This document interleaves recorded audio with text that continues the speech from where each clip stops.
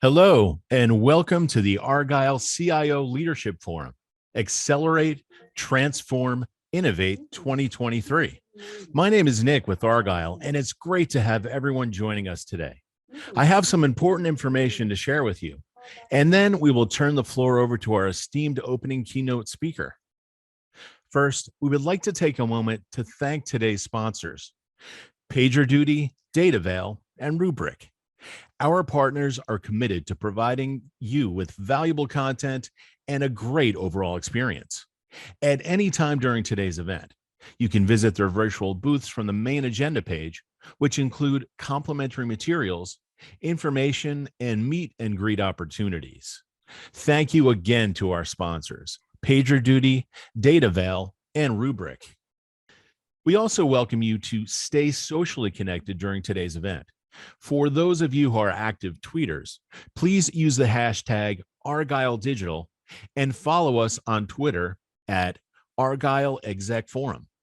Also, be sure to follow Argyle on LinkedIn for special announcements.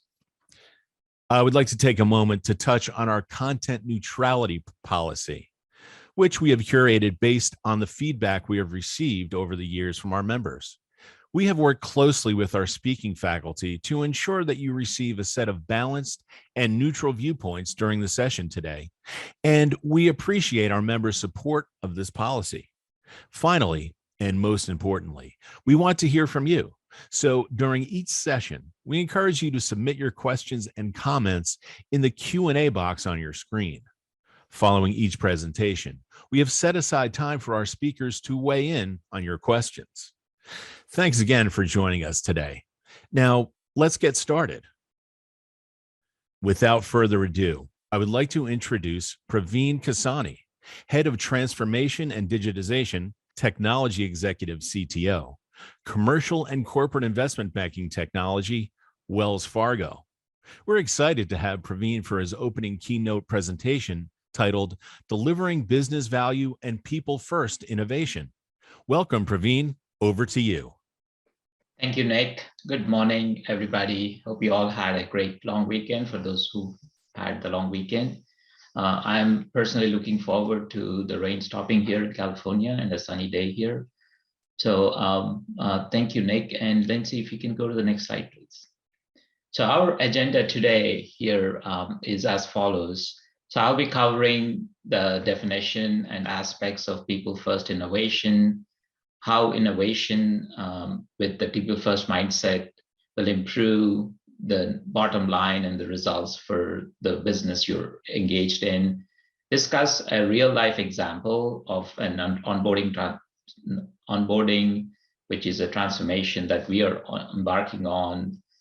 It's a multi-year journey that we're embarking on Wells Fargo. I want to take that as an example of how we applied some of these best practices and the lessons we learned.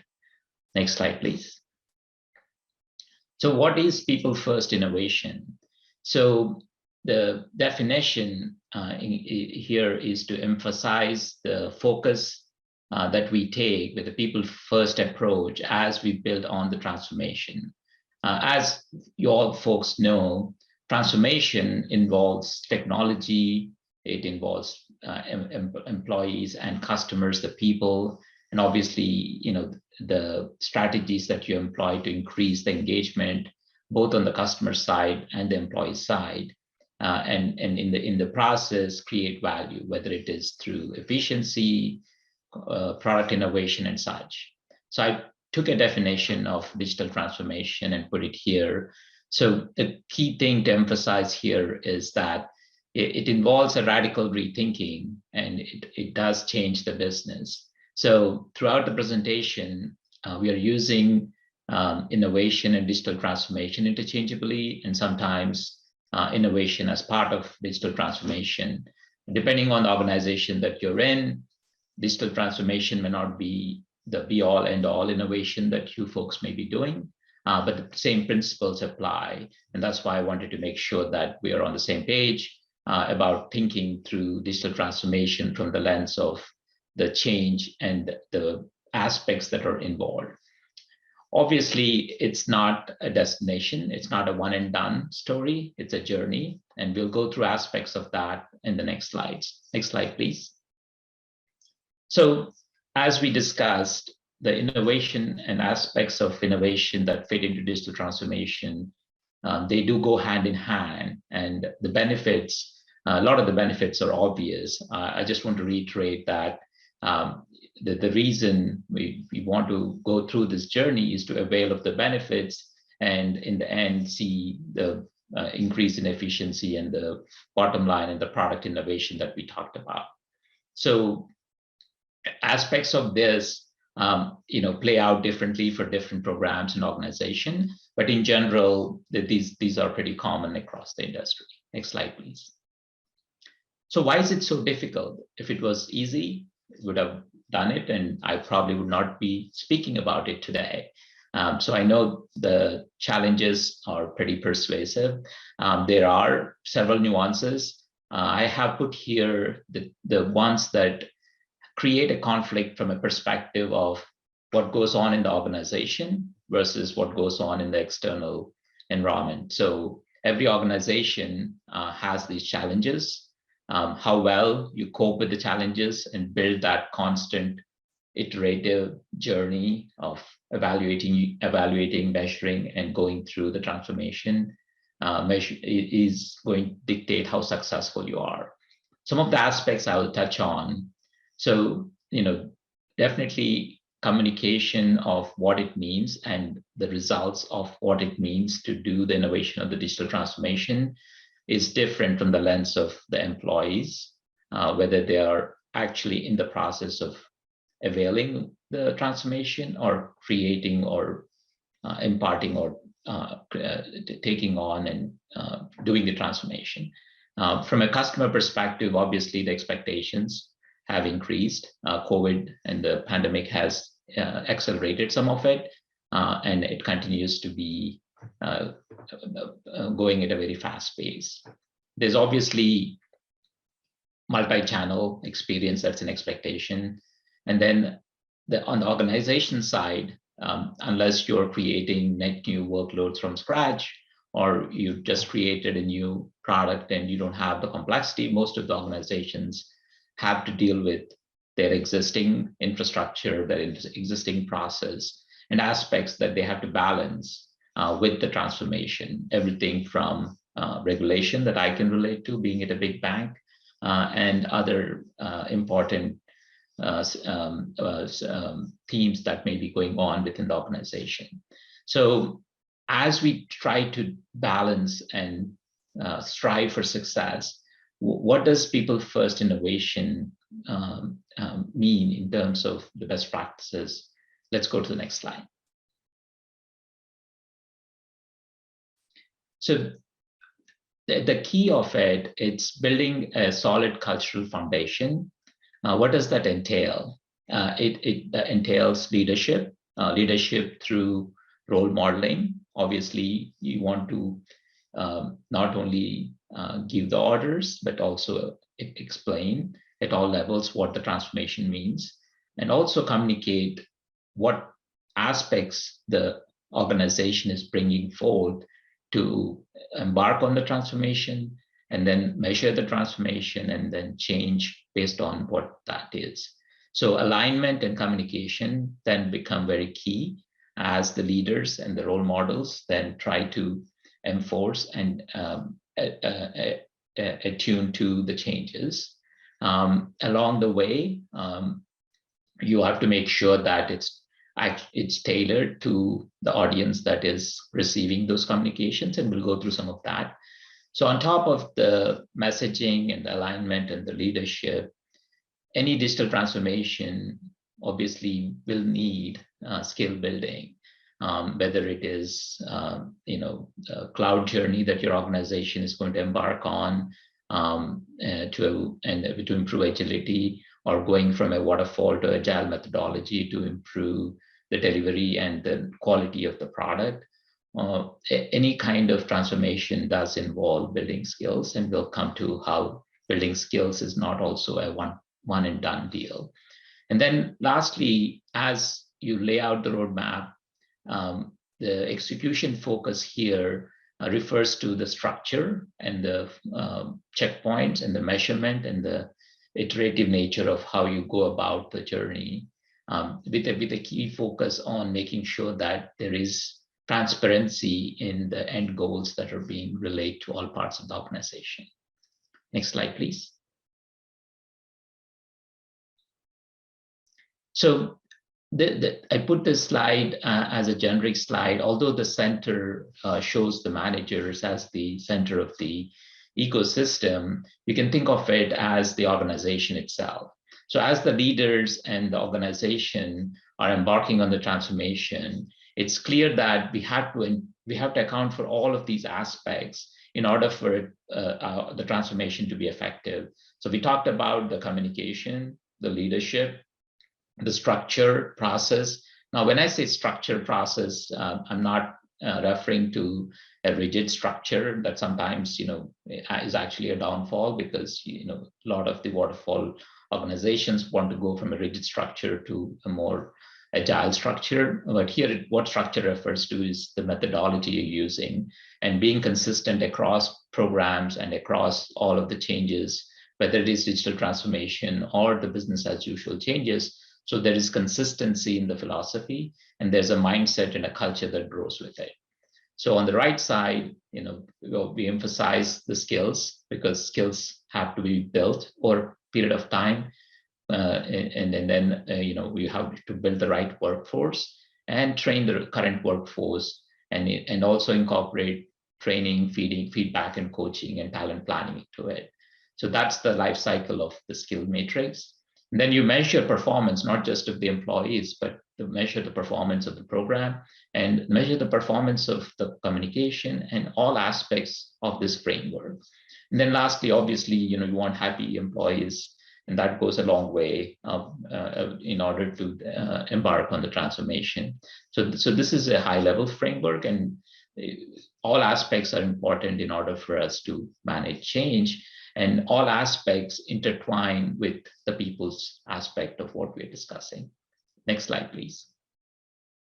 So the behavior, while it's obvious, looking from outside in, whether it is from outside the organization to inside the organization, or even within the organization, looking in from group to group, depending on what role you're playing, the behavior is very different across within the organization and across organizations. So in order for you to create the culture that you need to monitor, first of all, set what you're after, but you also want to monitor behavior. Now, behavior and attitude can be measured in various ways, and I'm not going to go into those details.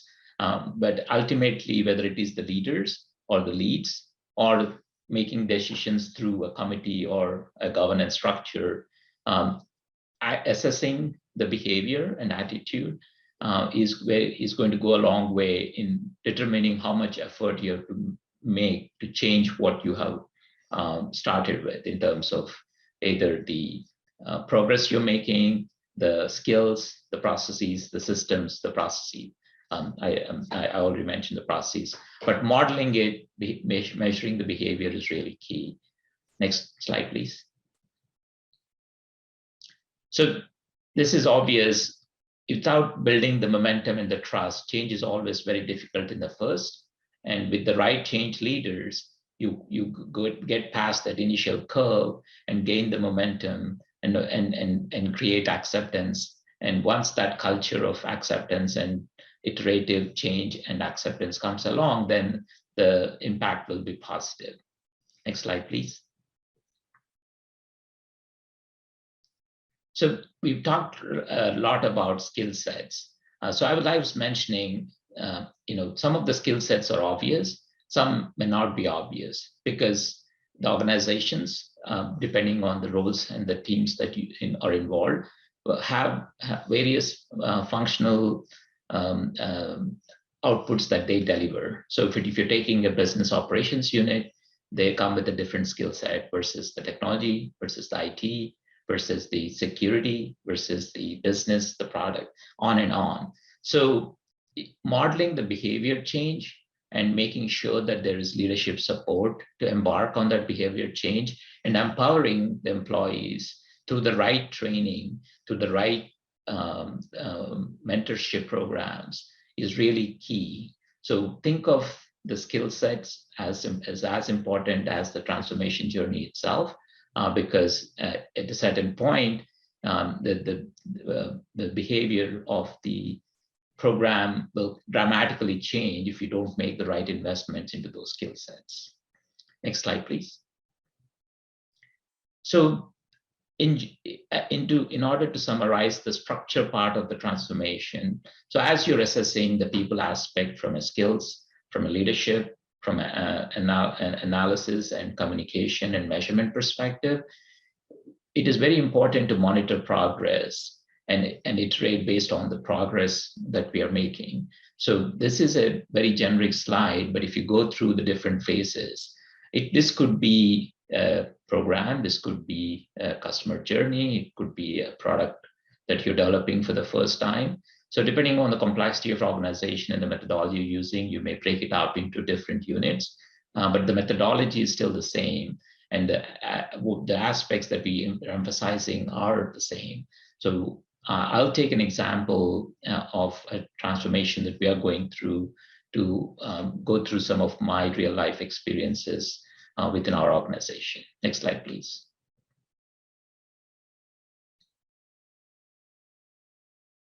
So this is a Wells Fargo client onboarding transformation. It's a very busy slide, and I'll explain what's going on. So it's a multi-year journey that we embarked on. The end goal of the journey is to look at the customer journey all the way from initiation, whether it is through the CRM systems or the relationship banking, and going all the way to fulfilling the products and the customer availing of the products. So as folks can imagine, the corporate customer banking or the corporate banking and the commercial banking, we have 100+ products, a lot of diversity in the nature of the products, and we have to go through due diligence to meet regulatory standards. And we also have customers in various verticals and horizontals that are very different. They in terms of the size, complexity, and the kind of products that they're going to be using. So we had to go from 16+ line of businesses selling these products in different business processes and using different tools to a unified approach where we are not penalizing or standardizing everything. We're standardizing the parts of the journey that are common and allowing for flexibility for customized products to still do their own setup so that the overall process life cycle time is compressed. So we this year went from over a month to 20 days on average for onboarding new customers and existing customers with different product sets. We want to then, over the next 2 years, go compress that cycle all the way to less than 2 days, given the appropriate regulatory and thresholds are approved within the boundaries of the regulations. So as we were embarking on this journey, as you can see at the bottom of this, we have had to account for a lot of complexity in terms of the commercial banking line of businesses, everything from commercial real estate to treasury to mid-market and emerging markets and capital markets and such. So optimizing the journey was a multi-year journey. And in order to get the agreement that we were able to do last year and then embark on this parallel processing and standardization, we had to really get the cross-functional teams together and like we mentioned, invest in the people aspect and the people first aspects of the transformation. Next slide, please. So as we indicated, measuring the progress and iterating on that to create manageable units of programs, work streams, or products or journeys is very important. So in our case, we divided our journey into capabilities that are important, both for external customers and our internal customers. And we are embarking on the ones there's the biggest delta to promote the net score to over 90%. Next slide, please. So the cross-functional planning sessions that we did with the accountable leaders and leads were very effective. And some of the opening slides that were shared in those programs were something like this, where we wanted to reiterate the message that this is for them, and it's always the customer first mindset, but we are in together, and that was key to having a successful cross-functional planning session. Next slide, please. So the right mindset coming into that planning session really proved useful. So some of the quotes from the pre-survey we took in order to go into the sessions that created a positive created a positive energy, and that really meant success in those sessions. Next slide, please. So, in those sessions, we took a poll of what accountability means to different leads and leaders, and we used those polled words to go across the room and make sure that everybody has the right definition of accountability and success. Next slide, please. So yeah, so a typical example, everybody would say what is accountability, and we go through the room and then address it in the context of that journey or the program. Next slide, please. So one of the new skill sets we created from scratch, talking about skill sets, is the automation federation, where we used RPA and composite capabilities to lend a lot of efficiency and also help with the transformation of onboarding. And this is a good example of how we had to build, plan, and then build the skill set as we went along with the transformation. Next slide, please. So again, every journey is unique. I'm sure every organization will come with its unique challenges, but hopefully this gives you a flavor of what aspects to consider as you put people first lens onto your digital transformation innovation. And I'm happy to answer any questions.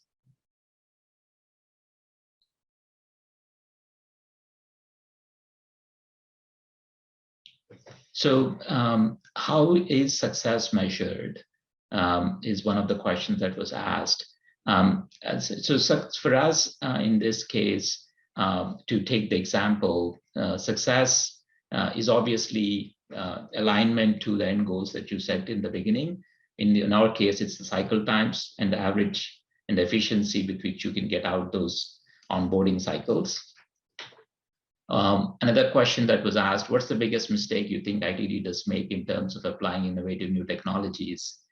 So I think I can't think of the number one, but I think, not measuring and not assessing the behavior of the change in various levels of the transformation is one of the key lessons that I have learned in my experience. What new tech type will be the biggest game changer in 2023? I think a lot of the AI ML technologies, the quantum, which may be a few years away, and also the ever-changing landscape for the compute and the scaling of cloud are some of the things that are going to create innovation and new products. What are some of the benefits of remote environment that should be taken seriously but isn't? So I think for us, it's interestingly a journey to adjust to the new normal. I think companies should balance aspects of both on-site and remote to take advantage of both the skill sets, the new mindset that everybody has come to deal with in their lives, and then balance that. Balance is the key. What is the greatest risk to derailing companies' transformation goals? I think we answered that again, underestimating the amount of change that's happening, not measuring, not investing in skill sets, and then assuming that a new technology will solve the problem instead of taking this holistic framework would be some of the derailers for transformation. Those are all the questions I see, Nick. Wow. Thank you so much, Praveen. That was an excellent keynote. I also want to thank everyone else for joining us today. This session, along with all of today's content, will be available on demand following the event. Thank you so much.